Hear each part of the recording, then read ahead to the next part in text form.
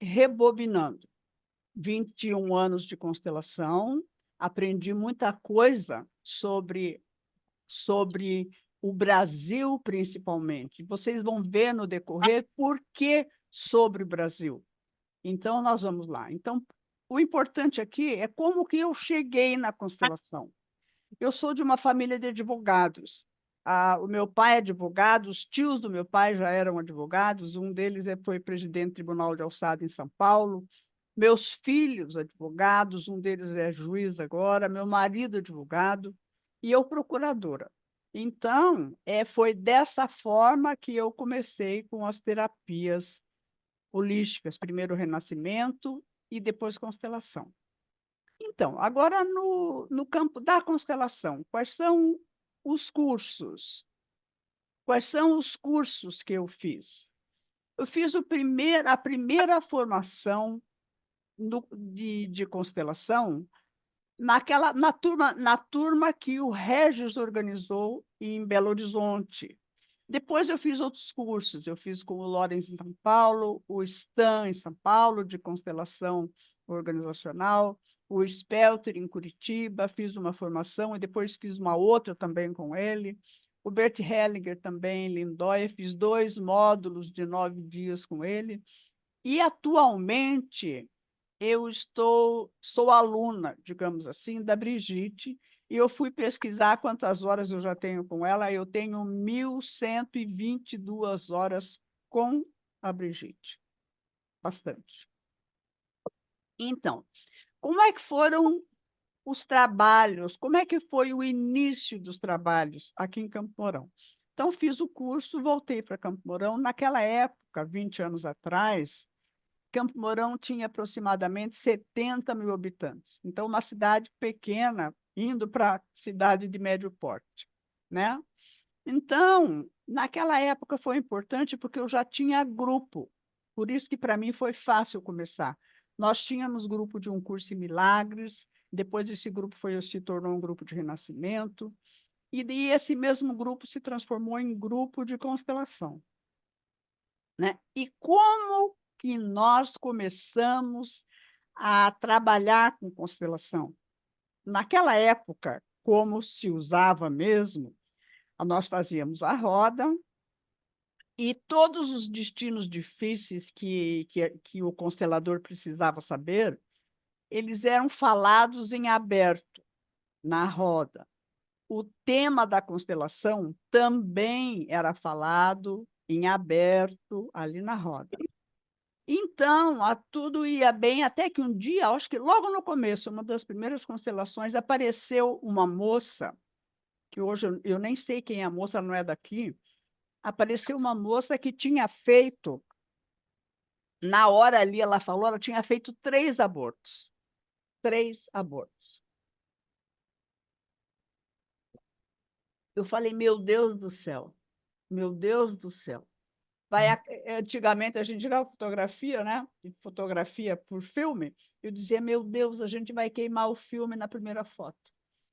Como é que numa cidade pequena, que todo mundo vai na missa das 10, as pessoas podem abrir na frente de um grupo casos como esse?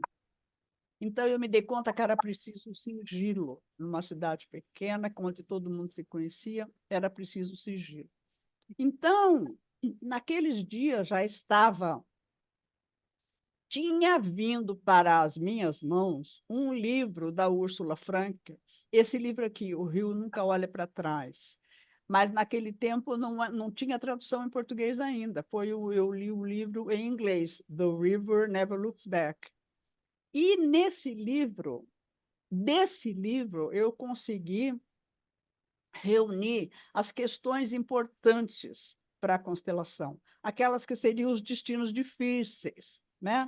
As perguntas que importariam para a constelação e para que eu não precisasse perguntar na frente de todo mundo. Então, eu organizei um questionário, entregava esse questionário para a pessoa antes, a pessoa ia procurar as informações, se ela não soubesse, ela ia procurar com algum tio, avô ou avó, de forma que só eu tivesse as informações. Então, aqui, depois do questionário preenchido, o que eu fazia? Eu fazia um genograma. Então, o genograma é isso aqui, ó. Aqui com o constelando, depois a família da mãe, depois a família do pai. E aqui eu escrevia nesse genograma todos os destinos difíceis conforme as respostas daquele questionário. Então, eu tinha aquele genograma completo. Tudo o que eu precisava estava ali na minha frente, eu não precisava ficar procurando no questionário. Então, estava ali.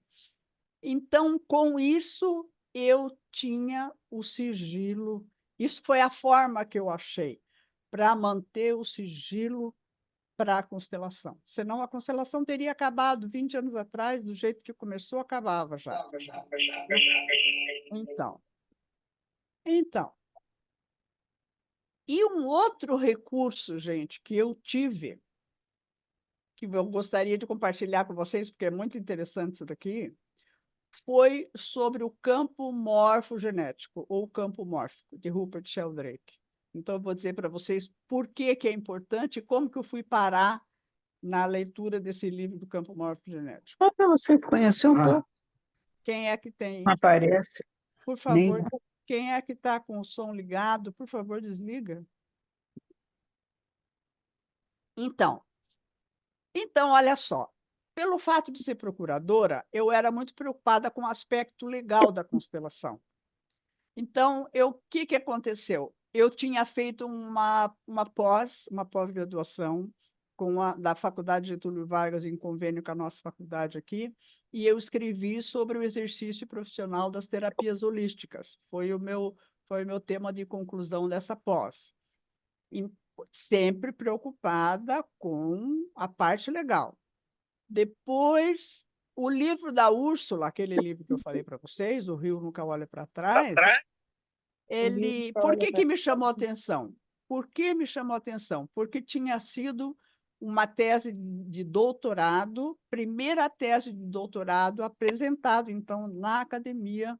Então, por isso, então, era uma coisa que soava legal. Então, era por isso que eu escolhi esse livro para ler. E também o Sheldrake, que levantou a hipótese, na época era a hipótese do campo morfinético, o Sheldrake também ele levantou uma hipótese junto à universidade. Então, essas coisas me interessavam muito, muito mesmo. Então, tá. Então, agora continuando. E esse campo morfogenético que a gente havia... Quem é que está com o fone ligado, com o microfone ligado? Então, vamos lá. Esse livro aqui era esse livro, A Presença do Passado, aquele que teria as informações sobre campo mórfico. E aqui no Brasil não tinha aquele livro. O que eu fiz? Eu fui procurando, eu descobri que tinha em Portugal, comprei no Instituto Piaget de Portugal. Tá bom. Esse livro é um livro enorme, ele tem 500 e tantas páginas, mas eu estava encantada. Um pouquinho, eu vou mutar, não é possível. Aqui, tá bom. Então, eu li as 500 e tantas páginas com muita atenção e separei as páginas que tinham alguma coisa a ver com relações humanas, porque esse livro é um livro de biologia. Então, eu li tudo de biologia e fui separando as partes que eram relativas às relações humanas. E o que eu fiz? Eu tirei fotocópia de todas essas páginas que eu achava que importavam para a constelação. O que eu fiz? Eu tirei no começo umas 20 cópias, depois mais 30 cópias, depois mais 50 cópias, e todo mundo que entrava no grupo para assistir constelação, a primeira coisa que fazia era receber uma cópia daquela apostilinha que eu tinha feito. Tá. E como que eu começava a constelação? Como é que eu começava a reunião de constelação. Então, inclusive, isso que eu vou falar agora, ele está inclusive, no livro do Sheldrake. Então, é o seguinte, os peixes, eles vivem num mar de água, mas eles não têm noção de que eles vivem nesse mar de água, eles não têm noção da importância dessa água, eles não têm noção que a vida deles, que a fonte da vida é a água, eles não têm consciência desse mar de água.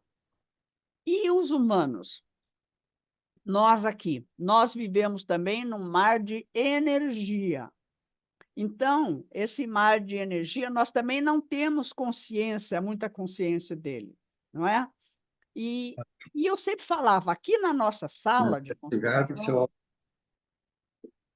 aqui na nossa sala de constelação, parece que só tem as cadeiras, as paredes, eu, vocês, mas tem também vibrações, ondas, e elas transmitem informação. Só que os meus olhos, os olhos de vocês, os ouvidos, não são um receptor apropriado para captar. Mas se eu tiver um aparelho receptor, um rádio, essas vibrações vão se transformar em som. Agora, aqui nessa sala também tem outro tipo de onda, mas eu também, os meus olhos não veem e não captam, os meus ouvidos também não captam. Mas se eu tiver um outro tipo de receptor, essas informações que estão aqui na sala, elas vão se transformar em som e imagem. Então, qual seria o receptor? Uma televisão, som e imagem. E tem muitas outras ondas, outro tipo de informação que estão aqui na nossa sala e que a ciência ainda não descobriu. Porém, há uns 30 anos atrás, quando eu falava, uns 30 anos atrás, a ciência está descobrindo que existem ondas que Sheldrake chama de campo mórfico. Campo mórfico. Então, eu explicava bem o que era o campo mórfico, eu não vou me incumpridar aqui para não ficar muito longo. Mas, então, esse campo mórfico, olha só, o campo mórfico, então, era dessa forma que eu explicava e está no livro mesmo, está aqui vocês. Era como eu explicava, era como uma rede de pesca ou era como um pano, e ele tinha vales, ele tinha declives, vales. Então, qualquer elemento que chegasse nesse campo mórfico depois, tipo a bolinha que aparece ali, ó, ela escorregaria para essa bacia de atração, para esse atrator. Então, esses vales são atratores ou bacias de atração. Então, qualquer elemento que chegasse depois era atraído. Tá bom. E agora tinha uma outra coisa importante. Outra coisa importante. Nas últimas páginas, e principalmente na última, o Sheldrake fala que tem algumas coisas que podem diminuir a força de atração dessas bacias de atração. E eu me dei conta que a constelação era uma dessas coisas que poderiam diminuir a força do atrator, diminuir a força dessa bacia de atração. E isso foi, claro, sabe assim, a cenourinha na frente da vara, assim, para mim. Eu entrei na constelação, então, por causa disso. Por causa disso. Então está aqui, esses aqui são os 3 elementos sobre os quais eu quero falar, os elementos, olha só, nós temos aqui um vácuo, outro vácuo, e nós temos aqui o Brasil, né? Então, com os 3 recursos que eu tinha, que era o questionário, o genograma e esse conhecimento dos campos mórficos, eu mergulhei nas constelações. E eu não ia saber o que que a constelação iria, o que que ela iria me mostrar, né? E depois tem uma frase aqui que é de um livro da Brigitte, um livro que depois eu fiz a supervisão para ela, As Forças do Amor. Na página 61 tem essa frase, olha só. A rendição à correnteza do rio nos abre portas que somente o rio conhecia. Então, o que aconteceu? De posse desses três recursos, eu mergulhei na correnteza do rio da constelação. E agora eu quero compartilhar com vocês as portas que me foram abertas pela correnteza do rio. Então, qual foi a primeira porta? Foi informações sobre os indígenas. Essas informações eu comecei a compilar, e no fim ele se transformou num artigo, vou dizer assim, e esse artigo foi apresentado pela primeira vez na ESCS com a Miriam, né? Em Brasília, foi apresentado ao vivo, presencialmente, e depois foi apresentado em vários outros lugares, que depois eu falo quais são. Mas olha só, quando eu comecei a observar os indígenas que apareciam na constelação, eu pensei, uai, mas índio não tem na faculdade que eu leciono, índio não tem na academia que eu frequento, não tem índio também. Aqui em casa a gente fazia muito churrasco, não tem. Nenhum índio nunca veio aqui. Cadê esses indígenas? Daí, um dia, eu me dei conta que, se a gente fosse tirar uma radiografia assim, de cada pessoa, 30% dos habitantes do Brasil tem algum ancestral indígena. É mais ou menos, a gente não sabe com certeza, mas mais ou menos 30% tem algum ancestral indígena. Então, pode ser um rapaz loiro, de olhos claros, mas ele tem uma avó indígena.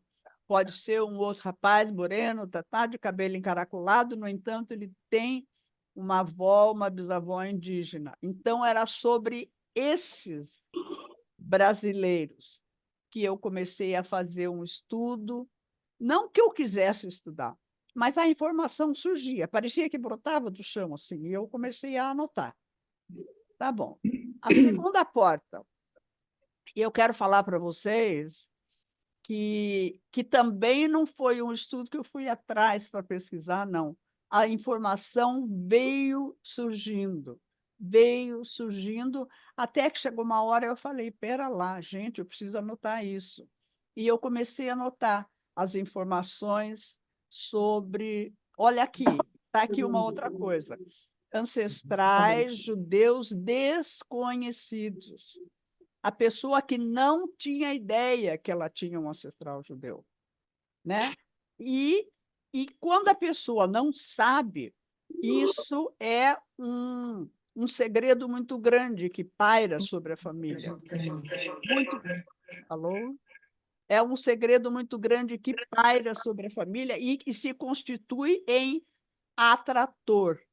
Então, até que uma coisa que eu deveria ter falado antes e não falei, mas esse atrator, que são essas bacias de atração, na constelação, são as pessoas excluídas, os destinos difíceis, são atratores. Eles atraem as pessoas que chegam depois. É atração. São atratores que atraem as pessoas que chegam depois. E na constelação, os excluídos e os destinos difíceis.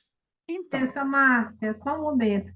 Gente, tem algumas pessoas que estão com o microfone aberto e está aparecendo outro som. Se vocês puderem desligar, por gentileza. pois é, vamos ver. As pessoas que estão escutando poderiam desligar, porque se eu for desligar, eu acho que eu vou sair dessa tela aqui.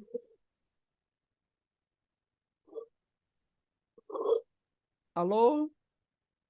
por favor, pessoal, desligando então o microfone.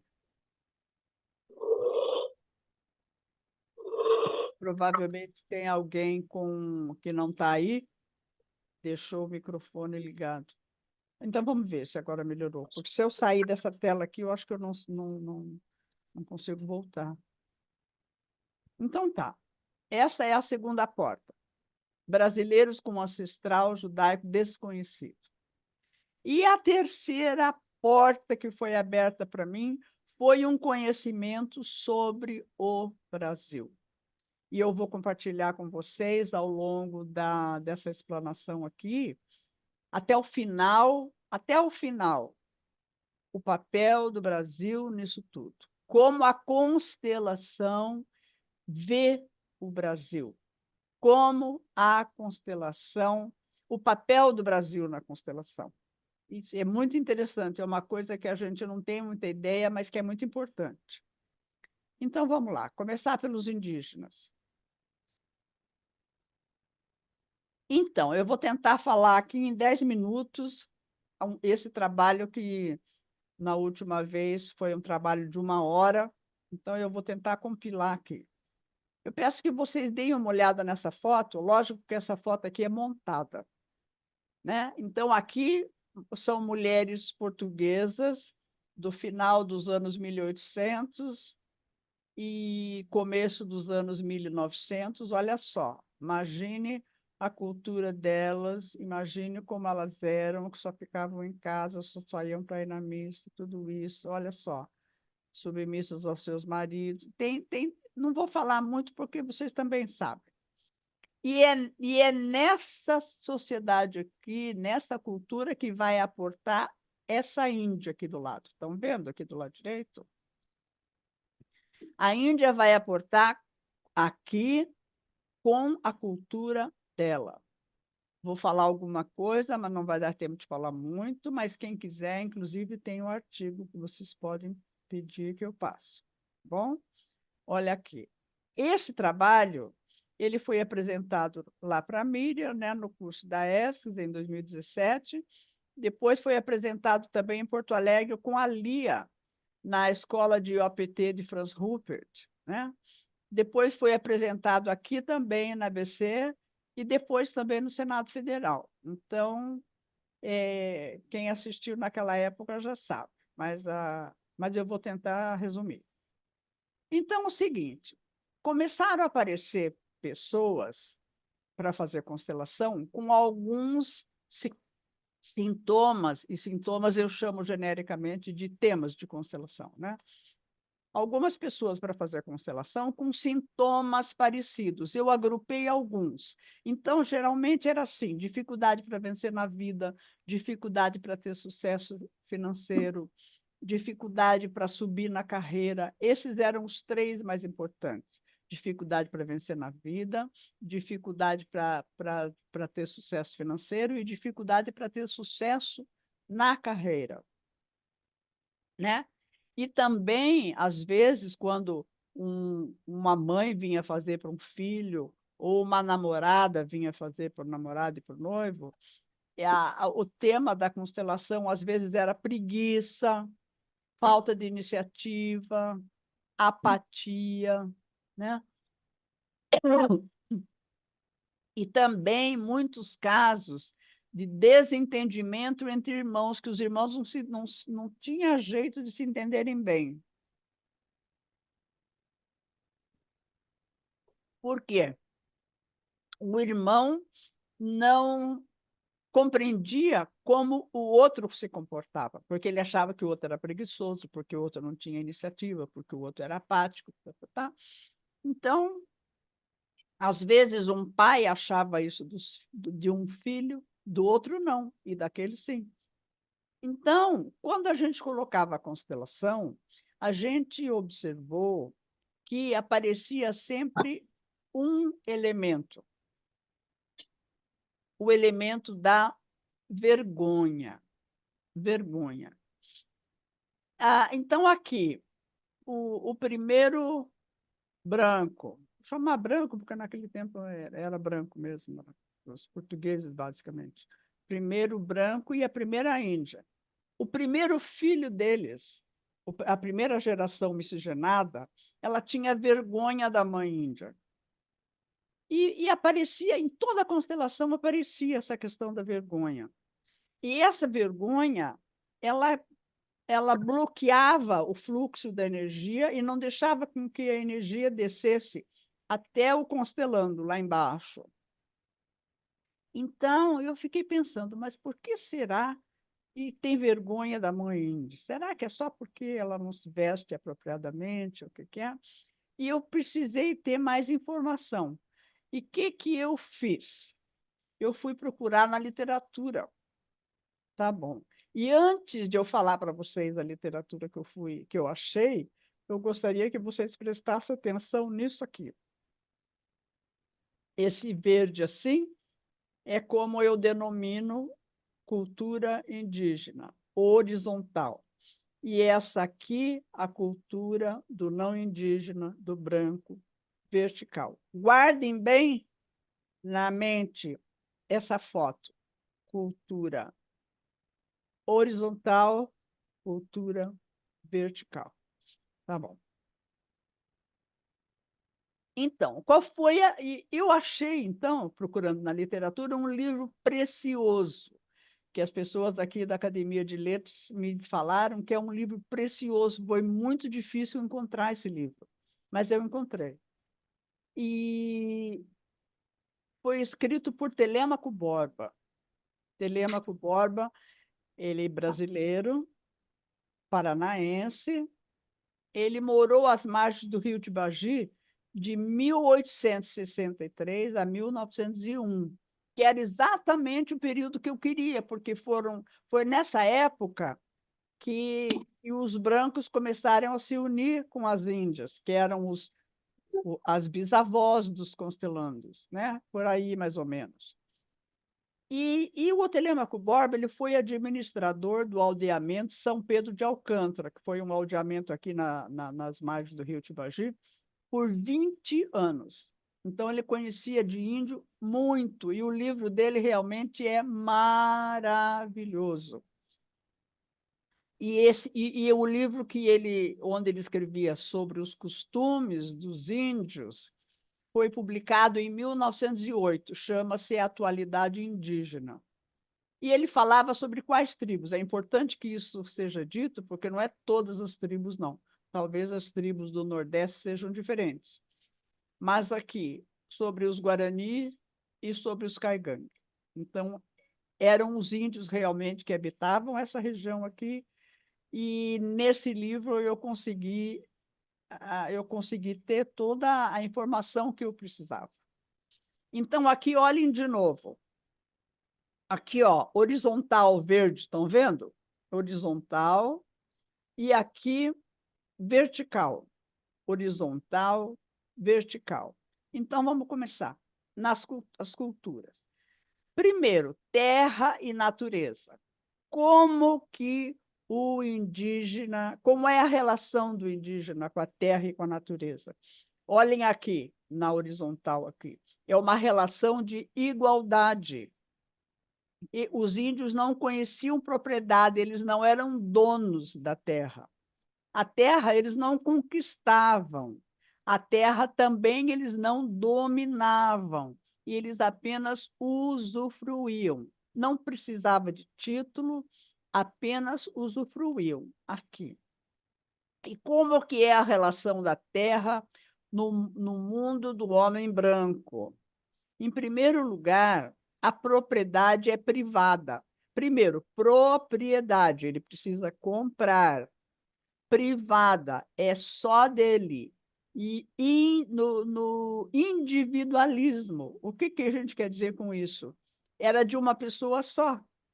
Então, uma pessoa comprava a terra e ela se transformava a sua propriedade. Então, era a relação de igualdade? Não era. Era propriedade, a terra era conquistada e a terra era dominada. Dominada nesse sentido de que se ele quisesse derrubar todas as árvores, ele derrubava. Se ele quisesse plantar, se ele quisesse botar fogo nos tocos, ele colocava. Então, se ele fazia o que ele queria. Então, a terra era dele. Ele não tinha uma relação de igualdade com a terra. Aqui, com relação ao alimento e à moradia, né? Como, como que os índios se comportavam? Alimentos, eles saíam caçar, 10, 20 saíam caçar, vamos supor que trouxesse uma paca, né? Assavam essa paca ali no toldo, que é o lugar onde eles moravam, e todos comiam juntos. Todos comiam juntos. Se tivesse muito, dividia. Se tivesse pouco, também dividia, né? E aqui, com relação aos companheiros de trabalho, eles eram iguais também. Eles não procuravam um ganhar do outro, um ser mais importante do que o outro. E como é que é na cultura do branco? Precisa. Um precisa sobrepor-se ao outro, precisa competir com o outro, precisa ser melhor do que o outro, precisa vencer o outro. Ele precisa subir. Ele precisa subir. E aqui não. Então, lembrem bem disso aqui. Aqui, cultura horizontal. Aqui, uma cultura vertical. Então, aqui nessa tela aqui, a gente vai ver por que os, que os descendentes de indígenas. E olha, gente, eu quero falar para vocês que são os descendentes de indígenas, mas não são todos. São os descendentes de indígenas que têm emaranhamento com o indígena, porque não são todos. Tem uns que não têm, alguns têm. Então, vamos lá. Então, supondo que um senhor branco tem uma filha e essa filha quer casar com um rapaz. Quer casar com um rapaz e percebe-se que esse rapaz tem lá uma avó indígena. Então, quando se fala em terra, o que esse senhor espera do genro dele? Espera que ele seja dono da terra, que ele trabalhe para ser proprietário da terra, mas aí ele não. Ele diz: não, não precisa, está bem assim. Aí eu tendo para hoje, está muito bom. Então, ele não tem essa capacidade, não é capacidade, ele não tem esse impulso de ser dono e de ser proprietário de terra. Então, qual é o julgamento que vai ser feito dele? Ele é um cara preguiçoso, ele não quer comprar terra, ele é um cara indolente, ele parece assim que ele tem uma certa apatia, né? Para ele não interessa, terra não interessa, então qual é o julgamento? Trabalhar para ele não interessa, comprar terra para ele não interessa. Então aquele sogro ali vai ficando já com a pulga atrás da orelha. Na questão de profissão, o que se espera? Como é que o branco age? O branco na profissão, ele precisa subir, subir, subir, subir na profissão até chegar lá em cima. Subir, galgar posições. Mas esse rapaz aí, o nosso genro, para ele não precisa. Ele não tem esse ímpeto. Na cultura dele não tem esse impulso corporal de subir. Então, para ele não precisa, está tão bom assim, o que ele ganha para o dia está bom. Tendo para hoje, está muito bom. Então, o que o sogro vai pensar? Esse cara é um cara incompetente. Na profissão ele não sobe. Ele é um cara improdutivo. Na profissão ele não vai a lugar nenhum, ele é preguiçoso, não quer subir. Né? Esse é o julgamento que a cultura branca faz do comportamento do índio. Aqui, com relação a patrimônio, o que os brancos fazem? Acumulam, acumulam, acumulam. Mas, então, espera-se que esse rapaz vá acumular patrimônio. Mas, para ele, não. Está bom do jeito que está. Está bom do jeito que está. Tendo o básico, está bom. E aqui, com relação ao amanhã, gente, para o índio, não existe, o importante é hoje, estando bem hoje. Então, esse nosso rapaz, espera-se que ele guarde dinheiro para o amanhã, que ele poupe para o amanhã, que ele consiga prover para o amanhã, mas o amanhã para o índio não tem no radar dele, não tem esse botão, né? Então, o que, que ele é considerado? Sem futuro, sem iniciativa, indolente, tá tudo isso que a gente já sabe. E daí, com relação a pessoas, o branco precisa competir e precisa superar. Ele não, ele compartilha o que ele tem, ele tendo só por hoje está bom. E se ele não quer competir e não quer superar, o que, que ele é? Então, ele é sem futuro, é tudo aquilo. Indolente, incompetente, sem iniciativa. Então, na verdade, o que, que é esse rapaz? Ele é um mau partido, ele é um mau marido. Então, ele não é uma pessoa, digamos assim, que tenha respeito nesse mundo dos brancos. Então, vamos lá.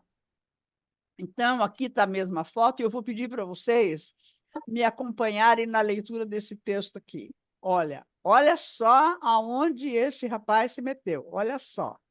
Então, o índio, eu falo aqui o índio, mas é também a pessoa que tem, o constelando, que tem emaranhamento com indígena, ali. O índio entra em um mundo onde se espera que ele adquira propriedade. Olha só, sobre a terra.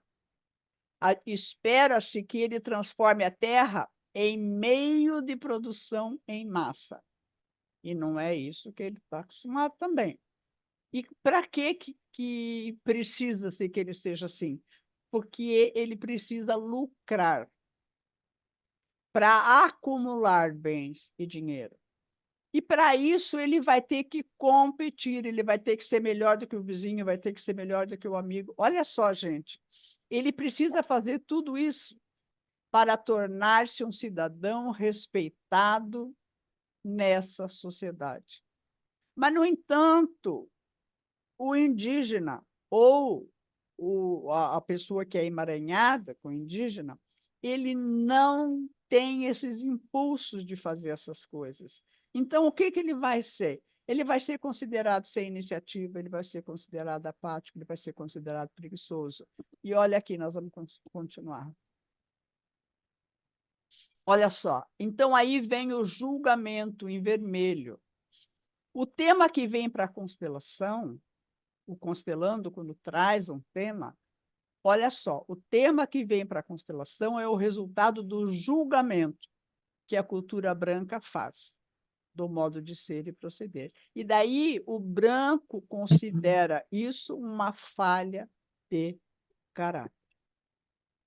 E isso, então, o próprio constelando, ele acaba achando que ele não é um cara apropriado, que ele tem essa falha de caráter. Gente, isso foi 20 anos vendo constelação. 20 anos, uma após a outra, após a outra. E aqui também, eu quero que vocês prestem atenção nisso daqui, porque isso daqui a gente vai usar de novo no final, na última fala final. Então, a força dos índios, preste atenção aqui, por favor, a força dos índios é represada na primeira geração miscigenada, quer dizer, no primeiro filho, né? Por quê? Através da vergonha. A gente sabe que a vergonha exclui, a crítica exclui. Então, essa força dos índios permanece bloqueada no passado, várias gerações atrás, impedida de fluir para o descendente no presente. Então, as pessoas que estão acostumadas com constelação, elas veem que muitas vezes o constelando, ele começa a constelação acabado, sem energia, né? E a gente percebe que lá dos antepassados dele não chega até ele a força. A força dos antepassados não chega nele, né?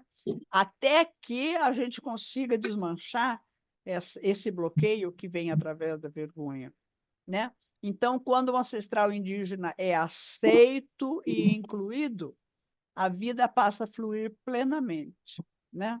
E junto com a vida, olha, vem a vida, a altivez, a vida mesmo, a energia toda chega nele. Gente, eu preciso agora passar para o próximo tema, mas antes disso. Olha, gente, isso aqui é muito importante. Eu vi uma constelação, 2, 3, 4, 30, 40, até que um dia eu me dei conta, que aproximadamente 30% dos brasileiros eles têm um ancestral indígena, não é? Então, me dei conta que a força do Brasil, aquela força da terra, do vento, do trovão, aquela força visceral que vem junto com a natureza, essa força do Brasil está bloqueada lá em cima nos ancestrais. Por quê? Porque a vergonha e a crítica bloqueou.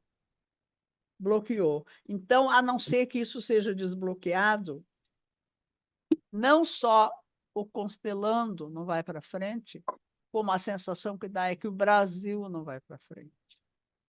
Tem 1/3 dos brasileiros tendo essa postura, bloqueia essa força visceral do Brasil lá em cima. Ela não desce. E eu gostaria de ler para vocês aqui. Com tudo isso em mente, eu penso que o verdadeiro poder do Brasil como país, a sua força visceral, só será liberada quando os indígenas, que são os primeiros habitantes da terra, qual terra, sobre a qual se construiu a nação, forem reconhecidos e honrados, e quando tiverem um lugar de respeito no coração de cada imigrante que aqui veio para fazer a vida, ganhar dinheiro e criar seus filhos. Porque o desenvolvimento material foi realmente natural naquela época, mas foi também construído sobre perdas e o desrespeito que os indígenas sofreram. Então, eles precisam ser incluídos, eles precisam ser honrados, né? Então, vamos lá. Então, aqui está o Brasil e eles, da forma que nós os tratamos hoje.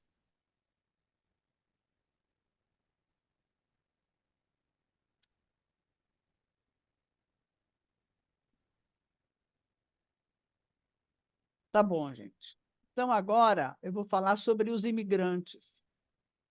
E não porque eu quisesse procurar alguma coisa sobre imigrantes, mas porque foi brotando. Quem está acostumado com constelação, sabe, parece que do chão assim vai brotando informação. E daí, essa é a segunda porta. É a segunda porta e segundo tipo de informação que foi sobre os judeus desconhecidos. E daí, eu quero fazer uma observação aqui com vocês. Várias pessoas me perguntaram, Márcia, mas por que você só fala de indígena e de judeu, de imigrante, assim, de modo geral? Por que você não fala de negros? Por que eu não falo de negros? Porque eu falo sobre as constelações que nós fazemos aqui. Então, o que eu estou falando não é fruto de estudo. O que eu estou falando é fruto das constelações que nós fazemos aqui. E elas foram acontecendo, e eu fui anotando o que acontecia. Então, esse assunto aqui de judeus, inclusive nesse mês e no mês passado, apareceu quase tudo, era a constelação de judeu desconhecido. Então, vamos lá. Como foi construído? Por acaso, não que eu fosse procurar também. Agora eu vou compartilhar com vocês como que eu fui aprendendo sobre isso. Uma vez apareceu um rapaz, tempo atrás, um rapaz que tinha problema, uma doença muito grave no intestino. E eu me lembrei, então aqui, a advogada aqui atuando, né, os indícios, eu me lembrei do Stefan Hausner, num workshop que ele fez em Salvador em 2014. Ele falou para nós que questão no intestino é quem sou eu? É uma questão de identidade. Quem sou eu? E desse rapaz que eu estou falando, os ancestrais dele vieram da Polônia na época, pouco antes da Segunda Guerra, entre Primeira e Segunda Guerra. Então, eu anotei questão de intestino, a informação do Stefan Hausner, eu anotei o país de origem, que tinha sido a Polônia aqui, e a época que eles vieram. Tá, mais ou menos ali. Uma outra coisa. Segundo caso. Depois de um tempo, apareceu uma pessoa para fazer a constelação, e essa pessoa me disse: Márcia, o meu ancestral morreu num pogrom. Ele disse: você sabe o que é pogrom? Eu não sabia o que era pogrom. Então, e depois eu fiz a constelação para ele e depois eu fui procurar. Gente, pogrom é um massacre que é feito contra povos, aqui no caso, contra os judeus. Foi feito, no caso, esse caso constelado, foi no sul da Rússia, naquela região hoje que é a Ucrânia, a Moldávia, a Romênia. Foram matados entre 1880 e 1920, foram assassinados aproximadamente de 100 a 150 mil judeus ali naquela região. E então, segundo uma pesquisa americana, uma estatística americana, 2 milhões de judeus dessa região imigraram, saíram de lá, foram para os Estados Unidos. Então, não foram só para os Estados Unidos. Provavelmente eles vieram para cá também, né? Só que aqui a gente não tem tanta estatística como os americanos têm. Olha só, então esse era outro indício que eu tinha. Pogrom, nessa época de 1880 a 1920, e foi uma época que veio muito imigrante, da onde? Desses países, Ucrânia, Moldávia, Romênia, e aqueles países todos ali, perto do Mar Negro ali. E, então, essas datas, esses países. E outra coisa, gente, se vocês querem saber o que é pogrom, procurem na Wikipédia a biografia da Clarice Lispector, a nossa escritora. Ela veio para o Brasil por causa de um pogrom na Ucrânia, e vocês vão lendo na Wikipédia até que aparece a palavra que ela veio por causa de um pogrom. Daí você clica ali em cima, daí abre toda uma tela explicando o que é pogrom. Então tá. Então esse era um outro dado que eu tinha.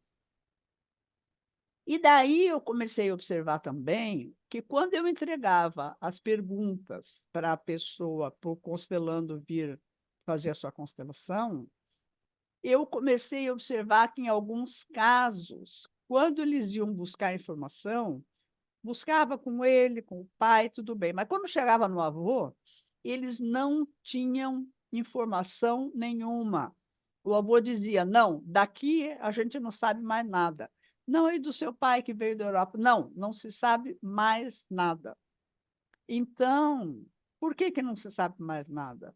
Porque eles vieram para cá para sobreviver. Eles vieram para cá porque eles corriam risco de vida, eles estavam sendo perseguidos lá, né? Então, eles não queriam dizer quem eram, não queriam dizer o nome, não queriam dar informação nenhuma, porque eles tinham medo de ser descobertos aqui também.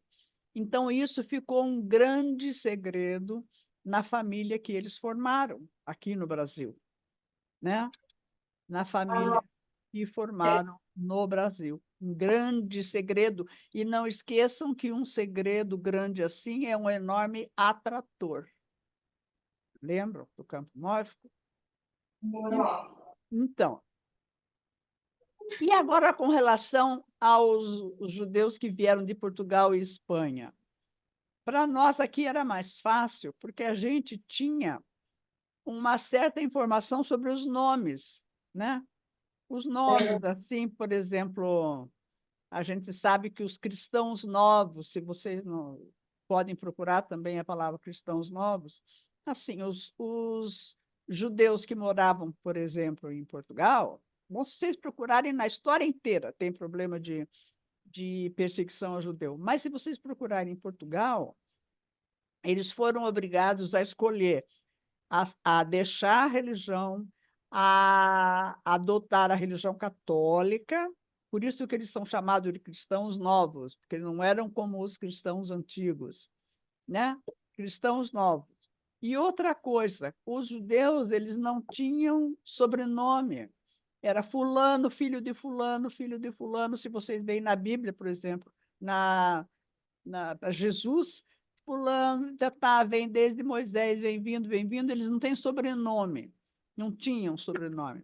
Até que chegou uma hora que uma lei obrigou que eles tivessem sobrenome, então eles começaram a adotar, por exemplo, palavras relativas ao meio ambiente, à geografia. Em Portugal tinha muita oliva, hoje em dia a gente vai lá, a gente vê também. Então, Oliveira, Teixeira, Alexa, é? Pereira, né? Leite.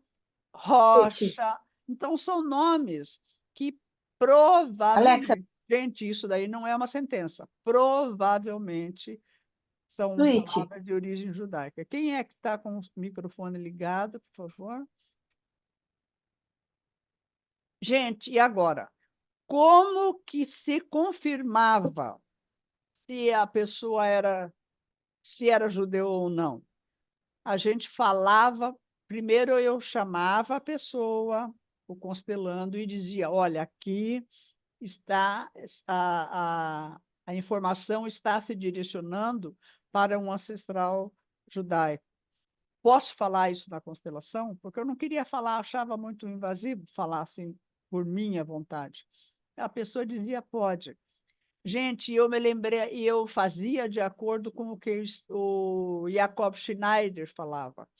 Ele dizia sempre assim, não importa na constelação a palavra que é falada, o que importa é a reação dos representantes para a palavra que é falada. A palavra que é falada. Então, a gente lançava na constelação, com a autorização do constelando, a palavra judeu.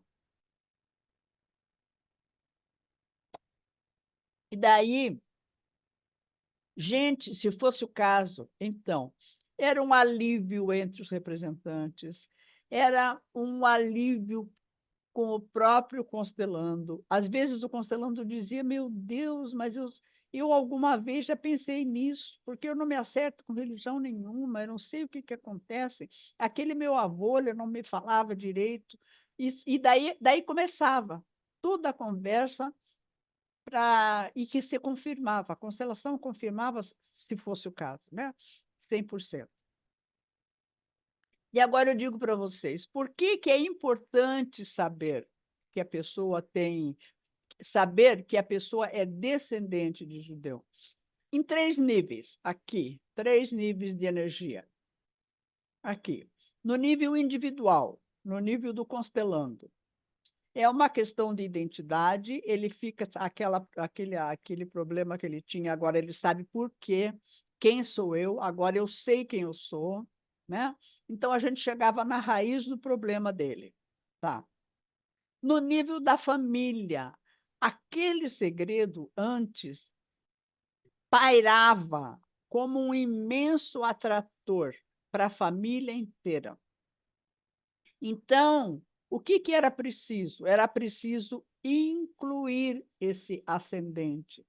Você faz parte de nós, eu faço parte de vocês fazem parte da nossa história. Então, no nível do sistema familiar é importante. E no nível da história do Brasil, por que é importante? Por quê?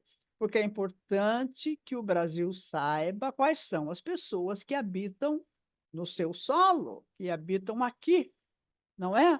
Então, o que acontece? Isso para o Brasil é bom, e também porque o Brasil precisa receber a gratidão dessas pessoas. A gratidão dessas pessoas. Por quê? Porque o Brasil recebeu, acolheu, e nós vamos falar disso mais um pouco agora. Essa daqui que vem agora é a nossa última tela. Então, aqui eu tenho 3 elementos. Esse vácuo aqui, esse outro e o Brasil. Com relação ao primeiro, que é dos indígenas, eu gostaria de relembrar aqui. A energia do Brasil ficou bloqueada aqui em cima. Vocês lembram que eu falei? Ficou bloqueada aqui em cima. Por quê?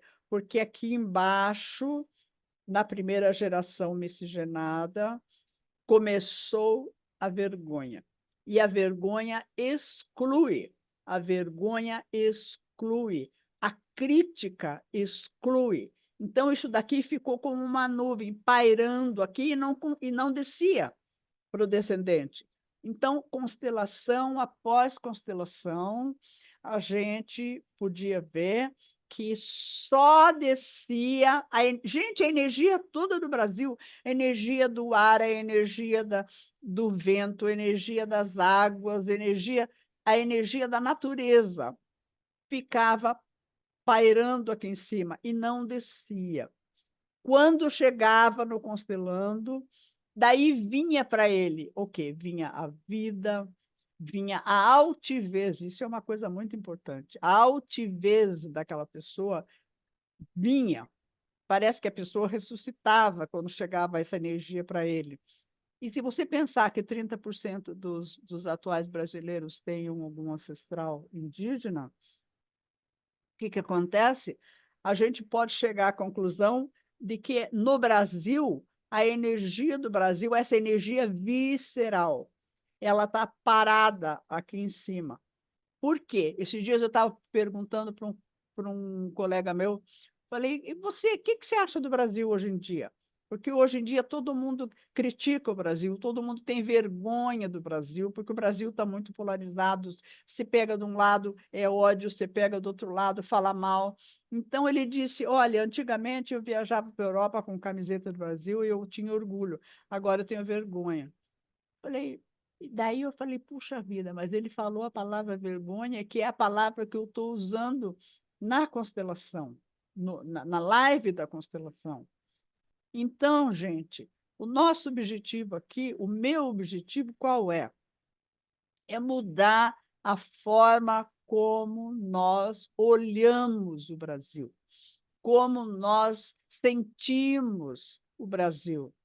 Olha aqui, então. Por quê? Porque essa energia está pairando aqui.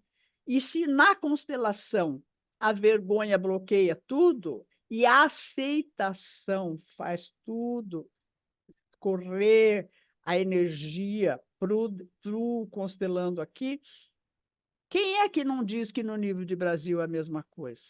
Quem sabe a gente precisa, olha, e aqui vem, agradecer. Gente, aceitar, vocês fazem parte, vocês são os primeiros ocupantes da nossa terra. Então, a aceitação é como desbloqueia tudo, desbloqueia energia. A aceitação destrava. A aceitação destrava aqui, toda a energia desce, desce. Então aqui, gente, olha aqui.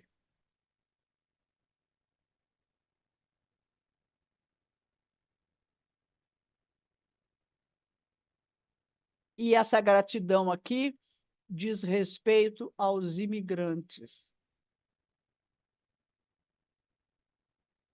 Diz respeito aos imigrantes. E eu quero falar genericamente de imigrantes, porque tem muito assunto para falar de todos os tipos de imigrantes. Mas como eu escolhi aqui falar só sobre os judeus, vou falar deles e dos imigrantes.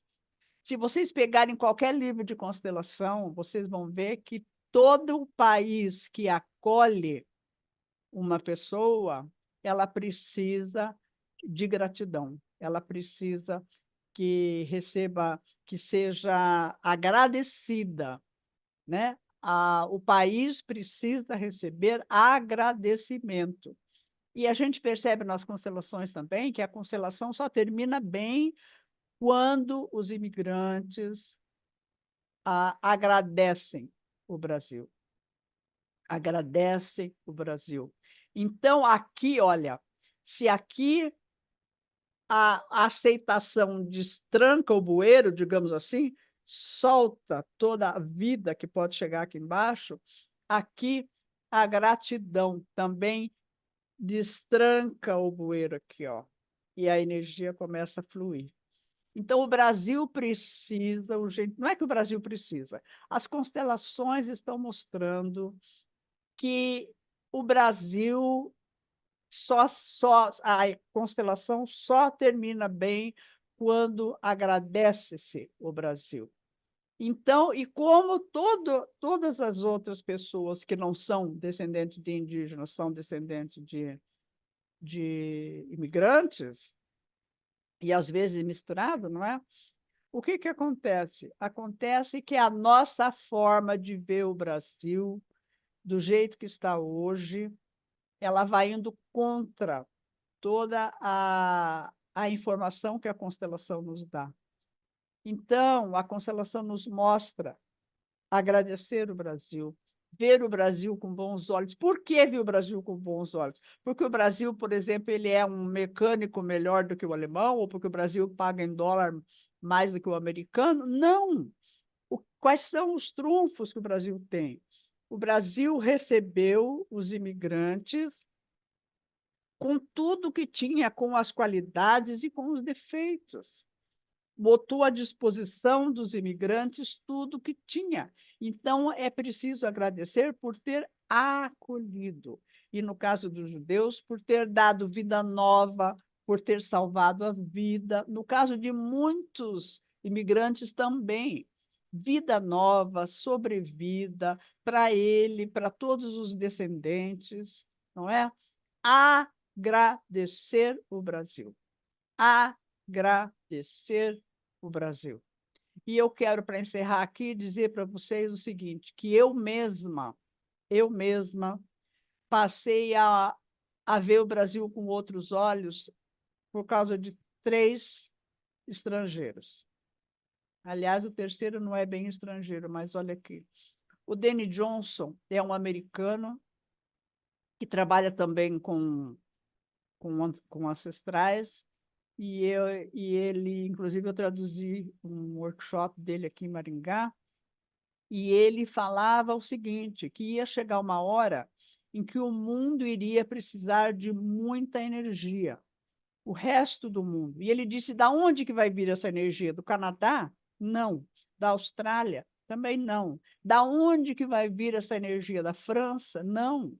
A energia e o amor vão vir do Brasil. E a gente se espantava, mas como, professor? Isso vai vir do Brasil? Ele disse, sim, vocês não sentem o poder da energia que tem aqui no Brasil, mas eu sinto. Ele disse, quando eu desço do avião no aeroporto, eu sinto o poder. E eu comecei a pensar, meu Deus do céu, eu nunca tinha pensado nisso. Então, aqui, gente, um americano, eu sinto o poder. E mais um aqui, o Peter Spelter, vocês devem conhecer, ele trabalhou aqui no Brasil, alemão, marido da Tsuyuko, fiz formação com ele, fiz todos os workshops que ele fazia em Curitiba, eu frequentava.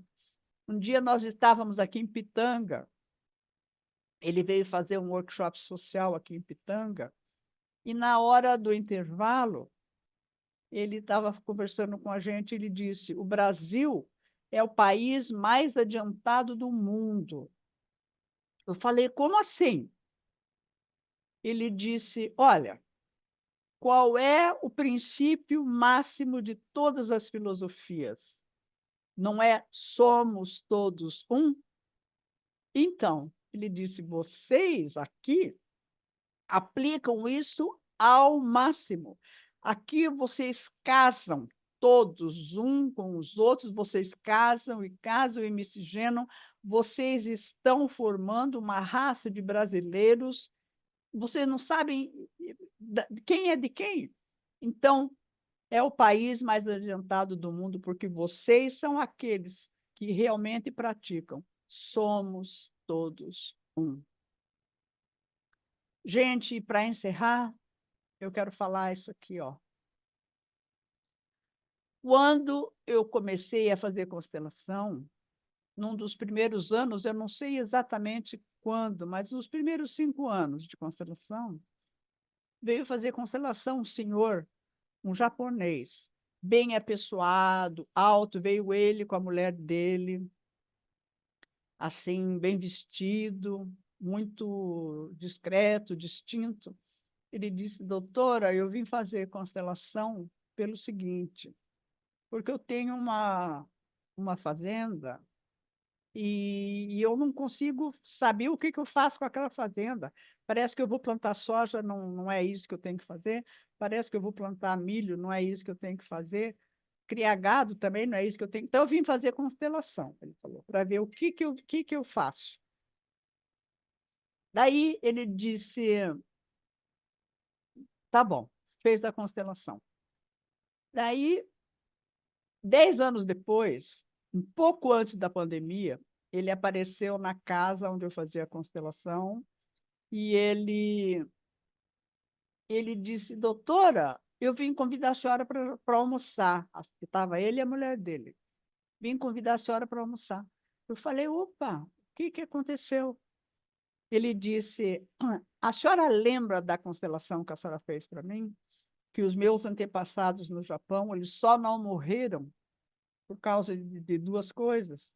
Primeiro, porque eles se escondiam nas rochas, nas cavernas, e segundo, porque eles tinham carneiro, e eles só conseguiram sobreviver com aqueles carneiros que eles tinham, porque depois os americanos ocuparam aquela ilha e não deixavam eles plantar nada. E tá bom. E eu falei, sim. Ele disse, pois eu quero que a senhora saiba que eu estou aqui em Campo Mourão hoje, que nós viemos assinar um contrato, e a senhora sabe que só tem aqui em Campo Mourão uma cooperativa de carnes nobres, né? Digo, sim, eu sei. Então, ele que vende para o Brasil inteiro. Eu falei, eu sei. Ele disse, então, eu vim assinar contrato com essa cooperativa para fornecer para eles carne de carneiro. Agora eu estou em paz. Gente, então isso é constelação, isso é o Brasil, isso é o trabalho que a gente faz. Então, e dessa forma eu vou parar por aqui e a gente pode continuar conversando. Ô, gente, se alguém quiser falar alguma coisa antes de nós encerrarmos, a gente ainda está gravando. Boa noite, Quem está falando? a Luana, Cadê a Luana? aqui Tá bom. como Fale, Luana, fala. completando, né? Eu tenho assim comigo que o Brasil é o mundo, né? Eu tenho isso muito forte. E você acabou de me dar um presente. Projeto PASEC Setembro, é desfile, Pode falar, Luana. honrando 7 de setembro, o que é que os tem? índios na frente.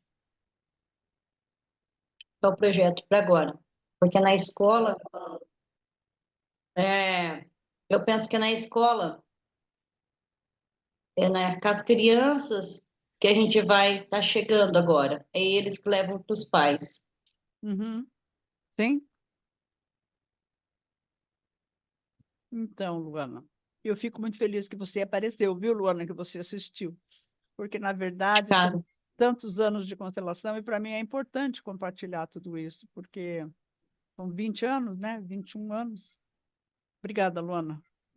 Eu que agradeço pela oportunidade, Márcia. Primeira coisa, eu tive até que tomar água aqui, porque me emocionei muito com esses aspectos que você colocou, que eu já conhecia dos indígenas. Uhum. E eu falei com você uma frase com Gunther Weber, quando fez a primeira constelação organizacional no workshop em São Paulo. Sim. Eu estava lá quando ele disse que ele fez uma constelação de um sobrinho neto de Juscelino Kubitschek, Sim.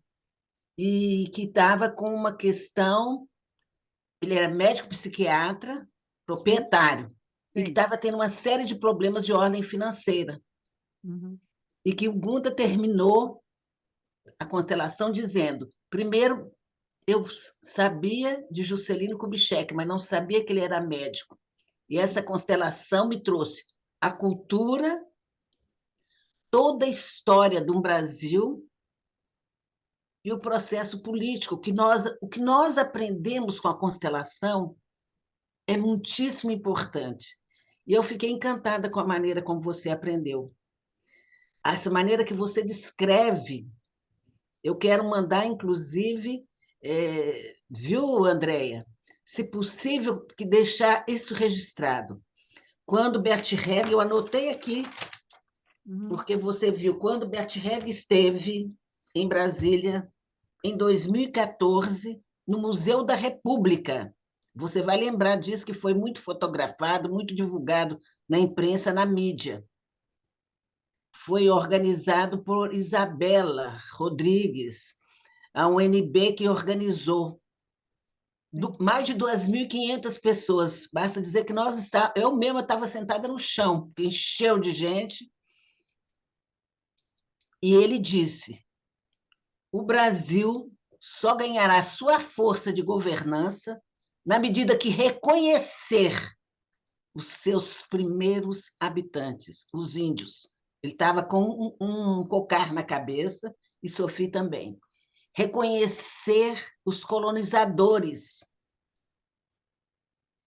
porque o Brasil, nesse sentido, acolheu e precisa acolher com gratidão e com agradecimento. Eu não sei se a frase foi essa, eu não tenho tanta, mas o sentido foi esse. Então, eu estou muitíssimo grata, né, de você estar acrescentando toda essa experiência junto com os judeus, que eu já conhecia a sua exposição sobre os índios, na horizontal e na vertical, né? Os índios e os brancos, mas isso que você acrescentou, eu acho de suma importância para todos nós consteladores. E eu fico muito grata de estar aqui, você está entendendo? E de conhecer mais de perto o seu processo como uma consteladora que deu uma base de sustentação, uma das pioneiras no Brasil, tá bem? E também que você nos honrou muito aqui no curso de pós-graduação. Meu coração assim está preenchido de emoção. Até minha voz eu sinto o embargo. Valeu, Márcia. Tudo isso Obrigada, está Miriam. valendo. Obrigada, minha colega. Isso é a contribuição para o protagonismo do Brasil. Muito mais do que o protagonismo do Brasil na constelação, o nosso protagonismo de conhecermos a nossa história cultural, Importante, porque a gente social sabe e muito política. pouco, Miriam. A gente está acostumada a passar desapercebidamente por tudo isso. Nós somos um povo que não cultiva muito a sua história. E a gente saber essas coisas todas, elas dão mais peso, assim.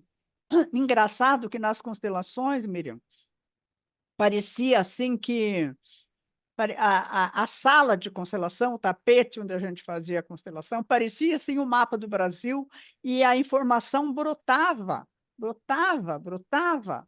E, talvez pelo fato de que eu faça com genograma, porque as pessoas não fazem com genograma, com questionário. Então, ali, todo mundo que vai fazer constelação, ele preenche, ele pesquisa sobre a sua família. Então, todos lá estão imbuídos dessa, dessa necessidade, dessa ideia de saber dos antepassados. Então, eu fico muito feliz com o que você falou, Miriam. Muito feliz. Márcia, Eu posso acho que isso falar? tem que ser colocado aqui no STF, que agora os índios estão buscando a sua terra, o reconhecimento de sua terra. E também o respeito aos colonizadores, que nós estamos vivendo um processo de imigrantes, né? Com muitas outras questões. Muito obrigada mesmo, gratidão a você. Tá bom, Miriam. Obrigada a você. Márcia, Sim, posso falar? sim. Vânia Vânia. Candelô.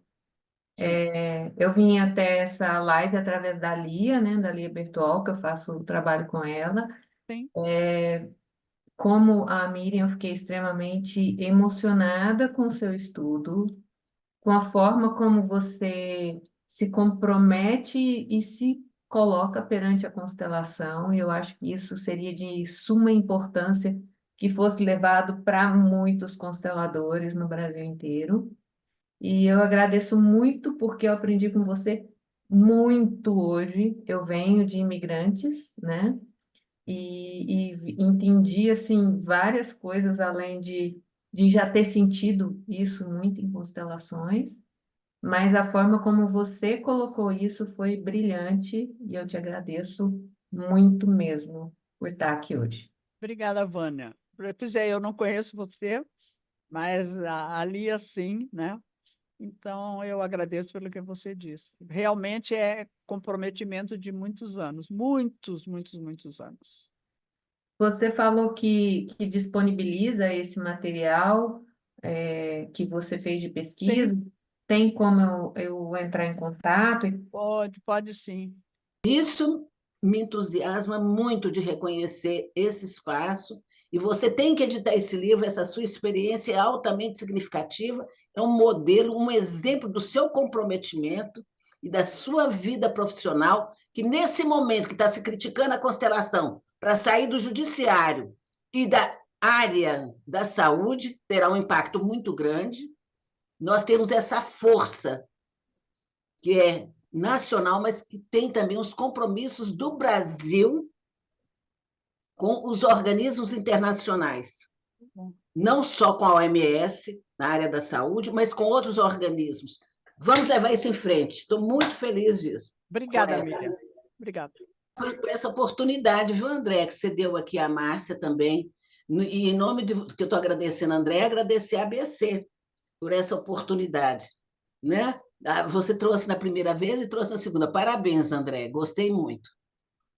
Você também agradece a você, Márcio, pela contribuição importante de hoje e também a todos os que vieram prestigiar aí a sua live, né? Foram compartilhados conhecimentos bem muito preciosos, tá bom?